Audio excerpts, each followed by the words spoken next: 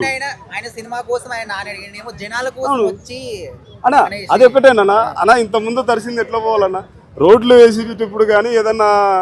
మన పాడేరు నియోజకవర్గంలో కానీ గిరిజన ప్రాంతంలో వెళ్ళేటప్పుడు బురదలో నడిచాడన్న ఆయన కనీసం ఒక చొక్కా మీద దర్శనం ఇచ్చేస్తే ఆరుతుంది బురదలో కిలోమీటర్ నడిచాడు పవన్ కళ్యాణ్ గారు అదే ఎక్కడ పోవాలి సో దేనికైనా కానీ ఎక్స్ మాత్రం పెట్టాకండి ప్లీజ్ ఆయనకి ఇది ఈయనకి అదే రియల్ అయినా వర్షంలో దర్శనం వాడు తడుస్తాడు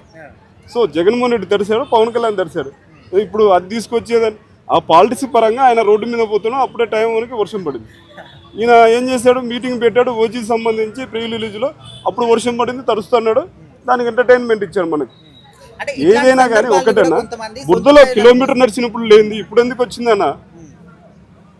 అంటే ఇట్లాంటి సందర్భాలని కూడా సొంత ప్రయోజనాల కోసం కానీ రాజకీయ పరంగా ప్రయోజనాల కోసం కానీ వాడుకోవడం ఎంతవరకు కరెక్ట్ అది కరెక్ట్ కాదన్న రాజకీయాలకు సంబంధించి రాజకీయం మాట్లాడాలి వర్షం దర్శా అని లేకపోతే ఇంకోటి దర్శా అని చెప్పేసి ఏదేదో అసలు సొంత ప్రయోజనాలకు కానీ కోసం కానీ ఇంకోటి మా నాయకుడు ఇంత ఈ నాయకుడు ఇంత అని ఏ దానికోసం కూడా ప్లీజ్ దయచేసి